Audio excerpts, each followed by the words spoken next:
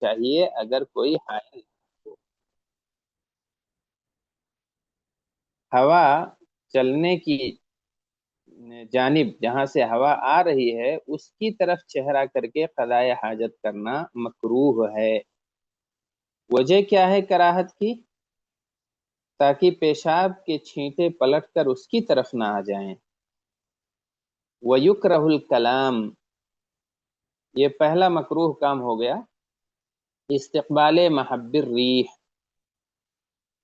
اور دوسرا مکروہ کیا ہے قضاء حاجت کے وقت؟ متخلی کے لیے، یعنی جو اپنی ضروری حاجت پوری کر رہا ہے اس کے لیے، یکرہ الکلام، بات کرنا مکروہ ہے۔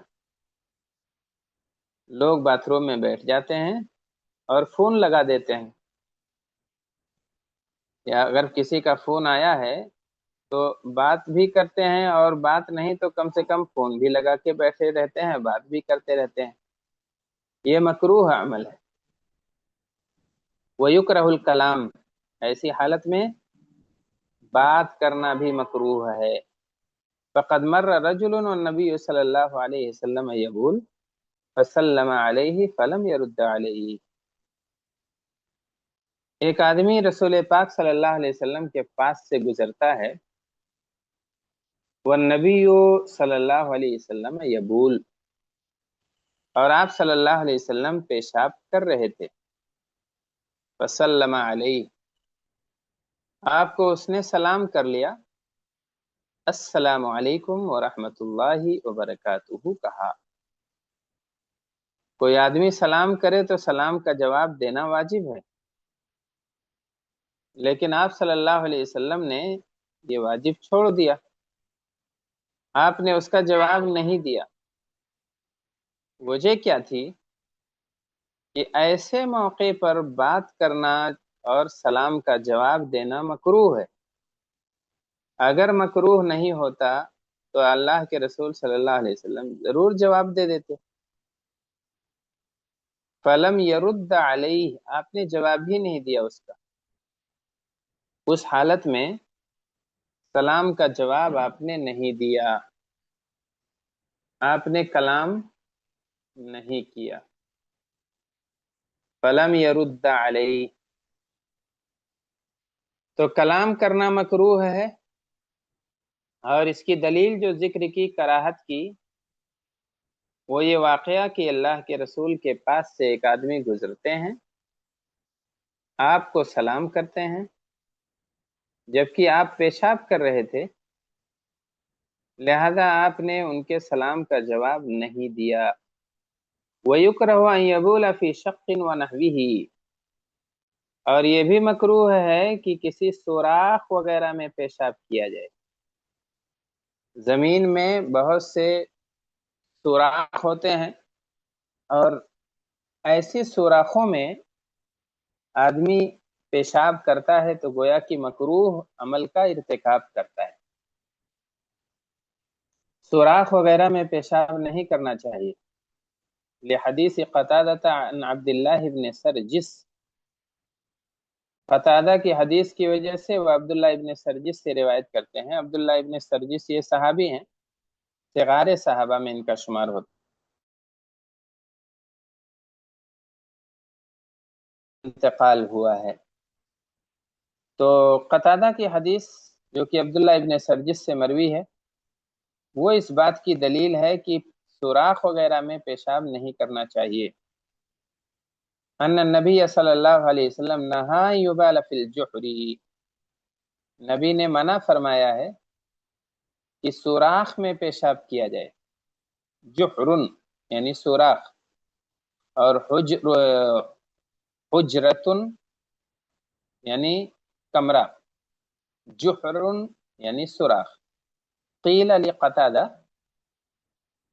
قتادہ سے یہ کہا گیا کہ فما بال الجحر، سوراخ کا کیا معاملہ ہے، کیوں منع کیا گیا ہے؟ تو انہوں نے جواب دیا کہ یقال، کہا یہ جاتا ہے کہ انہا مساکن الجن، یہ جناتوں کا مسکن ہے، جناتوں کا یہاں سے گزر ہوتا ہے، ایسی جگہوں پر وہ لوگ رہتے ہیں، جنات سنسان علاقے میں رہتے ہیں، جنوں شیاطین گندی جگہوں پر رہتے ہیں، گھر کا وہ حصہ جو سنسان ہو، صفائی ستھرائی نہ ہو، تاریک کونا ہو، تاریک حصے ہوں، تو وہاں ان کا بسیرا ہو سکتا ہے۔ ایسے ہی پہاڑوں پہ رہتے ہیں، صحراؤں میں بستے ہیں، اور جو سوراخ وغیرہ ہوتے ہیں وہاں سے آنا جانا ان کا رہتا ہے، لہذا ان سوراخوں میں پیشاب نہیں کرنا چاہیے۔ اور دوسری وجہ یہ بھی ہے کہ وَلِأَنَّهُ لَا يَأْمَنُ أَن يَكُونَ فِيهِ حَيَوَانٌ فَيُؤْذِيهِ، اس بات کی بھی جو ہے گارنٹی نہیں ہے کہ اس میں کوئی حیوان ہو اور اسے نقصان پہنچائے۔ لا یأمن، اس وجہ سے بھی کہ پیشاب کرنے والا مامون نہیں ہے اس بات سے کہ اس میں کوئی حیوان ہو، کوئی موذی جانور ہو، فیوزیہ، اور اس سے اسے ایذا پہنچے۔ ایذا چاہے آدمی کو پہنچے، پیشاب کرنے والے کو پہنچے تو بھی ٹھیک نہیں ہے، اور ایذا کسی حیوان کو، کسی کیڑے مکوڑے کو پہنچے یہ بھی ٹھیک نہیں ہے۔ اگر اس میں کچھ کیڑے مکوڑے ہیں، کوئی آدمی پیشاب کرتا ہے تو ظاہر ہے وہ انہیں ایذا ہوگی، انہیں تکلیف پہنچے گی، اور اگر جنات و شیاطین ہیں تو انہیں بھی تکلیف ہوگی۔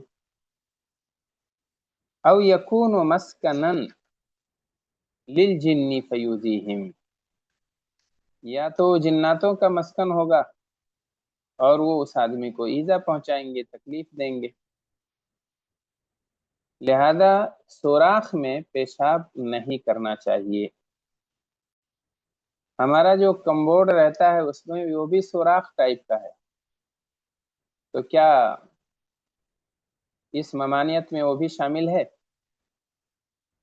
وہ تو سوراخ ہی ہوتا ہے جہاں پانی جاتا ہے، جہاں گندگی جاتی ہے، فضلہ جاتا ہے، اور اسی سوراخ کے راستے سے بہہ کے اپنے مخصوص جگہ پر ٹنکی وغیرہ میں چلا جاتا ہے، وہ منع نہیں ہے۔ جو سوراخ جو ہے صحراؤں وغیرہ میں ہو، زمین میں ہو، اور جو باقاعدہ بنایا گیا ہو اسی کام کے لیے، سہولت اور آسانی کے لیے، تو اس میں ممانعت نہیں ہے۔ اس میں نہ یہ خطرہ ہے کہ وہ وہاں کوئی حیوان یا کوئی موذی جانور ہوگا، اور نہ یہ اندیشہ ہے کہ وہاں جنات بسیں گے۔ ہاں، جو حمام کا وہ حصہ جو گندا ہوتا ہے وہاں اسی لیے وہ مسکن ہو سکتا ہے جناتوں شیطانوں کا، اسی لیے اللہ کے رسول صلی اللہ علیہ وسلم کی ہدایت ہے کہ وہاں جانے سے پہلے دعا پڑھ لیا کریں۔ اگر دعا پڑھ کے جاتے ہیں تو یہ حفاظت ہوگی اور وہ ایذا نہیں پہنچا سکتے ہیں۔ بہرحال وہ سوراخ اس میں شامل نہیں ہے، بلکہ وہ سوراخ مراد ہے جو زمین میں، صحرا میں ہوتا ہے اور اسے بنایا نہیں جاتا ہے، وہ کوئی بھی اس میں جانور رہ سکتا ہے یا جنات اور شیاطین کا بسیرا ہو سکتا ہے۔ وَيُكْرَهُ أَن يَدْخُلَ الْخَلَاءَ بِشَيْءٍ فِيهِ ذِكْرُ اللَّهِ إِلَّا لِحَاجَةٍ، تیسرا مکروہ کام، اور مکروہ ہے یہ بھی کہ ان يدخل الخلاء بشيء فيه ذکر اللہ، یہ آدمی ایسی چیز کے ساتھ بیت الخلاء میں جائے جس میں اللہ کا ذکر ہو، اللہ تبارک تعالیٰ کا نام لکھا ہو، قرآن پاک کی آیتیں ہوں، تو انہیں لے کر بیت الخلاء میں جانا مکروہ ہے۔ الا لحاجت، مگر کسی حاجت کی وجہ سے، بندوں کی حاجت کا، ان کی مجبوریوں کا، ان کی مشقتوں کا اسلام نے لحاظ رکھا ہے۔ اگر کوئی ضرورت ہے تو پھر یہ چیزیں اندر لے جا سکتے ہیں، لیکن بلا حاجہ ان چیزوں کا بیت الخلاء میں لے جانا مکروہ ہے۔ دلیل کیا ہے؟ لأن النبی صلی اللہ علیہ وسلم کان اذا دخل الخلاء وضع خاتمہ، کہ جب نبی پاک صلی اللہ علیہ وسلم بیت الخلاء میں داخل ہوتے تھے، وضع خاتمہ، تو اپنا خاتم یعنی اپنی انگوٹھی اتار دیا کرتے تھے۔ کیوں اتار دیتے تھے؟ اس میں اللہ تعالیٰ کا نام تھا، آپ کی انگوٹھی پر جو نقش تھا وہ تھا محمد رسول اللہ، لہذا اسی ذکر الہی کی وجہ سے آپ صلی اللہ علیہ وسلم اپنی انگوٹھی پہلے باہر اتار دیتے تھے، پھر اس کے بعد بیت الخلاء میں داخل ہوتے تھے۔ اما عند الحاجت والضرورت فلا باس، لیکن اگر ضرورت ہے، اگر اس کی حاجت ہے، فلا باس، تو کوئی حرج کی بات نہیں ہے۔ لا باس یعنی کوئی باس نہیں، کوئی حرج نہیں، اور کوئی کراہت نہیں ہے اگر ضرورت اور حاجت ہے۔ حاجت کی مثال انہوں نے دی، کالحاجت الی الدخول بالاوراق النقدیہ التي فيها اسم اللہ، حاجت جیسے کالحاجت الی الدخول بالاوراق النقدیہ، جو ہمارے اوراق نقدی ہیں، یعنی ہمارے روپے اور پیسے ہیں، ہماری کرنسیاں ہیں، التي فيها اسم اللہ، جس میں اللہ تبارک تعالیٰ کا نام لکھا ہوتا ہے، جس میں بسم اللہ الرحمن الرحیم ہوتا ہے، یا اور کچھ اس طرح کی چیزیں لکھی ہوتی ہیں۔ اسلامی کرنسیاں جو ہیں ان پر اللہ تعالیٰ کا نام لکھا ہوتا ہے، تو اب کیا کریں گے؟ اپنا پرس باہر رکھ کے پھر اندر جائیں گے؟ وہ روپے پیسے باہر نکال کے رکھ دیں گے اور اس کے بعد جائیں گے؟ اگر ایسا کریں گے تو فَإِنَّهُ إِن تَرَكَهَا خَارِجًا كَانَتْ عُرْضَةً لِلسَّرِقَةِ أَوِ النِّسْيَانِ، اگر باہر آدمی اپنی پاکٹ رکھ دیتا ہے، اپنی کرنسی اور اپنا پیسہ، ان تَرَكَهَا خارجہ، اگر خارج حمام واش روم کے باہر اس کے خارج میں اسے چھوڑتا ہے تو کانت عرضۃ للسرقہ، تو یہ چوری کا خطرہ ہے اس کا۔ عرضۃ للسرقہ، چوری کا شدید خطرہ ہے، او النسیان، یا بھول جانے کا ڈر ہے۔ اگر ایسا ہے تو یہ ضرورت ہے، اس ضرورت کے تحت اللہ کا نام بھی اگر لکھا ہے کرنسی پہ، نوٹ پہ، تو بھی آدمی اسے اندر لے جا سکتا ہے، اس میں کوئی کراہت نہیں ہے۔ لیکن بلا ضرورت ایسی چیزوں کو اندر لے جانا یہ مکروہ ہے۔ وَأَمَّا الْمُصْحَفُ فَإِنَّهُ يَحْرُمُ الدُّخُولُ بِهِ سَوَاءً كَانَ ظَاهِرًا أَوْ خَفِيًّا۔ اما المصحف، لیکن قرآن پاک کا نسخہ، مصحف، جن کے دونوں دفتیوں کے بیچ میں اللہ کا کلام لکھا ہوا ہے، پورا اللہ کا فرمان نقش ہے، فَإِنَّهُ يَحْرُمُ الدُّخُولُ بِهِ، تو اس کا داخل کرنا حمام میں یہ حرام ہے۔ قرآن پاک کا مصحف حمام میں لے کے جانا حرام ہے، سواء کان ظاہرا او خفیہ، چاہے وہ ظاہری ہو یا مخفی ہو۔ قرآن پاک کا نسخہ چاہے وہ ظاہری ہو یا مخفی ہو۔ اب مخفی والے میں تھوڑا سا کلام ہے، لیکن یہاں ہم پڑھ لیتے ہیں ابھی، ظاہر ہو یا مخفی ہو۔ لِأَنَّهُ کلام اللہ، نہیں داخل کر سکتے اس لیے کہ وہ اللہ پاک کا کلام ہے، وَهُوَ اشرف الکلام، اور اس سے بہتر کوئی کلام نہیں ہے، وہ اشرف کلام ہے۔ اشرف مخلوقات ہم ہیں، اور اشرف کلام اللہ کا کلام ہے، اللہ کا قرآن ہے۔ وَدُخُولُ الْخَلَاءِ بِهِ فِيهِ نوع من الإهانة، اور اسے بیت الخلاء میں داخل کرنا، یا اسے بیت الخلاء میں داخل کرنے میں ایک طرح کی اہانت ہے۔ नौ मिन अल इहाना, एक तरह की तौहीन है, एक तरह की रुसवाई और जिल्लत है।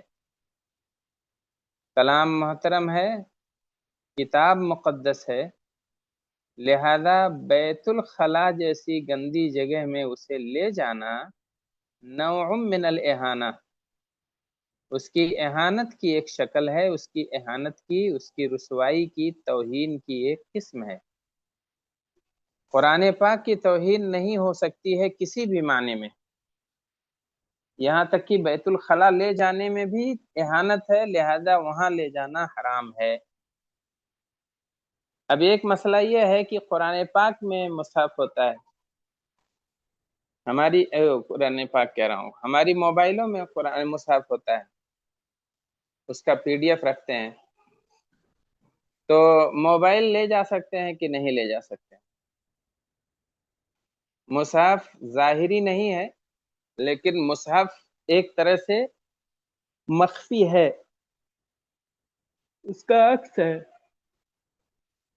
तो अगर आदमी बचे तो बेहतर है, और अगर नहीं बच सकता है तो फिर ये हाजत है, ज़रूरत है।